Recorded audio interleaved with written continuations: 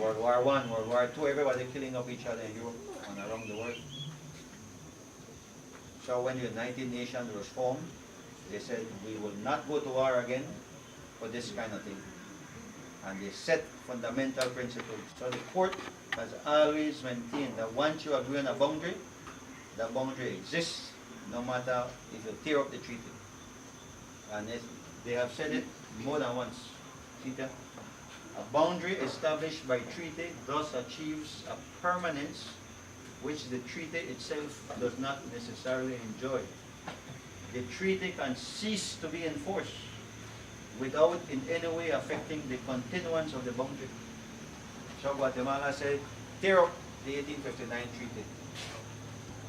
And even if it were true, for argument's sake, that the British did not fulfill their obligation, it no matter. It does not matter because that boundary exists independently of the treaty.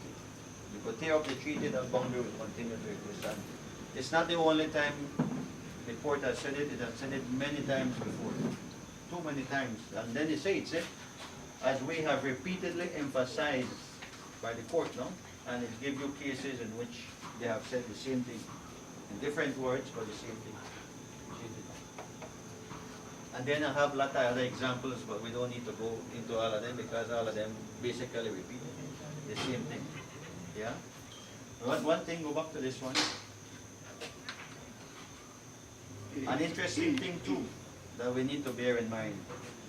The court has also said in another case, modern international law does not recognize the survival of a right of treaty of sovereignty based solely on historic title, not in any event after the exercise of self-determination conducted in accordance with the requisites of international law. So Guatemala says we have historic title to Belize because there was Spanish colonial masters used to own it.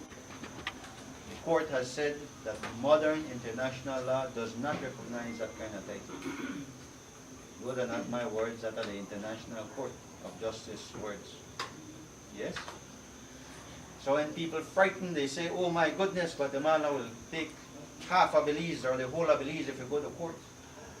The court has repeatedly said that all their arguments that they have put forward can't stand a chance in the court. Next one. And you have many others, no? Many others. No, you might say, well, I'm just making things up. So let's find out what the Guatemalans themselves have said. In 1860, when the 1859 treaty was being debated in the Congress, because when you sign a treaty, the minister can't just sign like that. You have to go to Congress and get the Congress approval. So the minister at the time, Pedro Isinena, who signed the treaty, had to write to the Congress and explain why he signed that treaty, because they were saying, well, why you give up Belize just like that? Or why you recognize a boundary just like that? So he said it. He said, we studied the situation, we examined it, and in examining it and studying, we could not fail to recognize that the right we constantly allege, same right they allege today, of being presumptive heirs of Spain's sovereignty. Remember they say we inherited from Spain? From way back they're saying that right we had constantly alleged of being presumptive heirs of Spain's sovereignty was considerably weakened. This is the foreign minister of Guatemala at the time saying, writing to Congress, what we were claiming was considerably weakened due to our lack of means to take possession of these territories. He's accepting that they never took possession of Belize. Never, never, never. Yeah? And that territories that had been deserted and abandoned by Spain herself and subsequently by us, it was recognized that we could not argue against sovereignty already being exercised with full Spanish acquiescence in 1821 when we became independent. So he was explaining to his congressmen, we never took possession of that territory, and Spain had abandoned it And the last record we have of Spain coming to these areas was after 1798. I don't know that it came after. Could be questionable to a certain degree, but it's more in the north. Yeah, but they didn't come, certainly not after The English 1805 or did, something like that. because Richard Bassett as superintendent writes to Bacalar requesting permission for the English to resettle in the territories that had been Alright, so when was the last so time that's they came? 1802. 1802. Sorry, 1804 would have been Bassett's.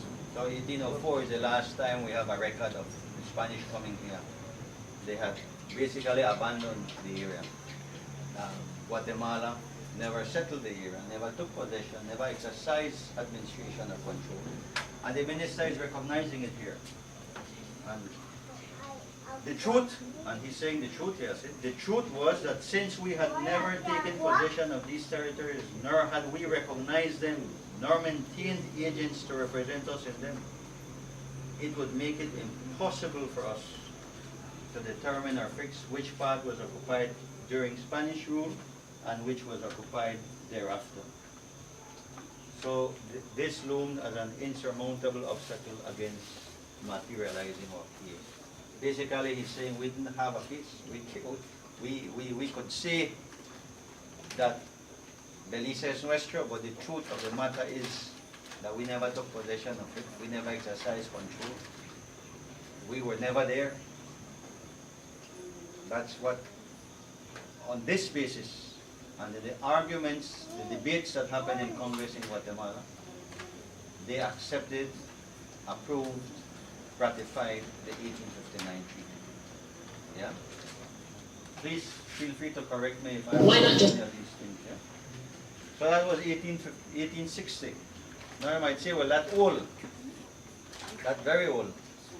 And there are many things they have said between then and now. But a recent one you should hear is the ex-foreign minister of Guatemala, who was, when he was interviewed for this, the immediate past minister of Guatemala, and at the time, ambassador of Guatemala to the United Nations. And he was asked, I think by Jules Vasquez on Channel 7, what he thinks about this. You put it on. You have volume? So they ask her, why not just drop the claim? Why not just drop the claim? Well, you know, if we could, we probably would. The problem is the Constitution. But the Constitution can be changed. It's very difficult to change the Constitution. It's also difficult to change attitudes. And from Rosenthal's senior vantage point, his country doesn't have much of a chance. And you feel as well, when you win the case in the post of the ICJ, you have seen the evidence. I'm not a lawyer, but I think most lawyers will tell you, to be frank, that no, Guatemala will not win the case. Not any part of it, because it involves the land, it involves the sea. It's one of these things like all or nothing, and it'll probably be nothing. Bert Rosenthal knows that all too well. When I went to school, I was taught that Belize is Guatemala. But now, Rosenthal, one of the most senior and well-respected diplomats in Guatemala, sees it differently. He says this agreement is the only hope for neighbors to live in productive peace. It's the only solution, actually, to end this conflict for us. The only way to get off the hook, because Guatemala has no imperial pretensions, is for a juridical solution who will rule whatever the legal situation is. That gets Guatemala off the hook in terms of ending this 150-year-old dispute. I wouldn't say it's urgent because 150 years have elapsed. I wish we would have solved this many years ago. Why not? It's not just me telling you these things, you hear it from them themselves. Their own foreign minister. He said there might not be any urgency because it's an old thing. So the question is, why now? Why now? Actually, because right now, as we speak, we have problems in the Sarstoon, we all know it. We have problems in the Chiquibol, Sarstoon. Everybody knows these already, I don't need to talk about them. No? coal panning, all of these things taking place. I'm sure our good friend from FCD has come and talked to us about all these things. So I don't need to cover them. But look at this. I'm sure he showed you that already. This is the borderline here, see? Green. Peten was green. We still can remember when Peten and Bikio Forest. And look at it now. The borderline here. You see that? Forest disappearing. We need to get a more recent copy of the scene. An example of not just deforestation. You see this? These are the months when you see the months changing from 2004 to 2012. These were dots where not even grass grow anymore. Yeah?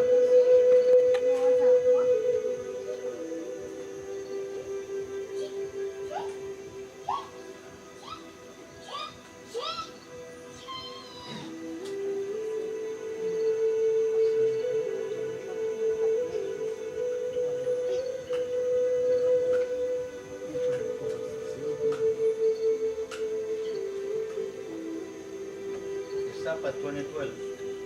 But you get the sense. People say, we don't have anything to worry about. Our problems are crime in the streets out there. Our problems are corruption. Our problems are so many other problems we have in Belize. We don't realize enough. Go back, please. We don't realize enough that we have a huge problem coming towards us. Huge. It's moving towards us. Deforestation on that side, desertification on that side. What happens when the trees disappear? The water disappears too.